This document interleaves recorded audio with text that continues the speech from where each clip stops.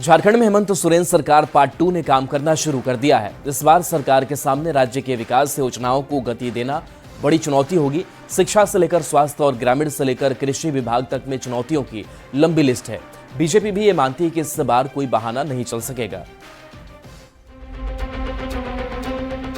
झारखंड में हेमंत सोरेन सरकार पार्ट 2 ने काम शुरू कर दिया है। कैबिनेट के मंत्री हर दिन औचक निरीक्षण और विभागीय समीक्षा में जुटे हैं। पहली बार मंत्री पद की जिम्मेदारी संभालने वालों की गति दूसरों से थोड़ी ज्यादा है। राज्य में कुछ खास विभाग पर नजर दौड़ाएं तो सरकार के सामने चुनौतियों की लंबी फहरिस्त दिखेगी। एक नजर डालते हैं विभाग और उनकी चुनौतियों पर। शिक्षा विभाग, शिक्षकों की कमी दूर करना, ड्रॉप आउट बच्चों को स्कूल पहुंचाना, समय पर किताब से लेकर पोशाक तक देना। स्वास्थ्य विभाग, एपीएचसी से लेकर सीएचसी तक को ठीक करना। अस्पताल में डॉक्टर से लेकर दवा तक का अभाव। गांव में अस्पताल की लचर व्यवस्था। कृषि विभाग, किसानों को उत्पाद के सही दाम दिलाना, उन्नत कृषि व्यवस्था स्थापित करना, किसानों को समय पर मदद पहुंचाना। दुग्ध उत्पादन पशुपालन के क्षेत्र में काम।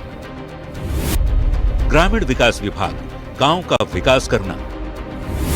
मनरेगा में गांव के लोगों को रोजगार मिले, मनरेगा में मजदूरी का भुगतान समय से हो, जेएसएलपीएस को बढ़ावा मिल सके, महिला समूह को आर्थिक रूप से मजबूत बनाना। हेमंत सोरेन के मंत्री एक्शन में दिख रहे हैं। औचक निरीक्षण और समीक्षा बैठक में कई खामियां भी सामने आई हैं, जिसे दूर करने की कोशिशें लगातार जारी हैं। मेरा प्रयास यही है कि जो जमीन स्तर की समस्याएं हैं, किसानों की समस्या, खास करके जो छोटे किसान हैं, उनके समस्याओं को मैं पटल तक ला सकूं और अपने विभाग से उन चीजों का निराकरण हम कर पाए। हमारी जामताड़ा में भी नकली दवाओं का अंबार है। होलसेल में दवाई आ रहा है। यहाँ कौन लाता है दवाई? स्वास्थ्य के साथ खिलवाड़ हुआ है भाई। आप देखिए ना, बदल दूंगा, व्यवस्था में बदल दूंगा। मुख्य विपक्षी दल बीजेपी को भी इस सरकार से ज्यादा उम्मीद नहीं है। बीजेपी के मुताबिक इस बार काम के बदले बहाना नहीं चलेगा और अगर सरकार जनता के सवाल पर सुस्त रही तो बीजेपी चुप नहीं बैठेगी। अभी तो 1 महीना भी नहीं गुजरा है। भरोसे पर खरा उतरे, हम सब शुभकामना करते हैं। और नहीं उतरेंगे तो भारतीय जनता पार्टी एक विपक्ष के नाते जो आवाज बुलंद करती रहती है वो हम करेंगे। झारखंड में विभागीय हलचल से भविष्य में विकास योजनाओं को कितनी गति मिलती है, ये देखना दिलचस्प होगा।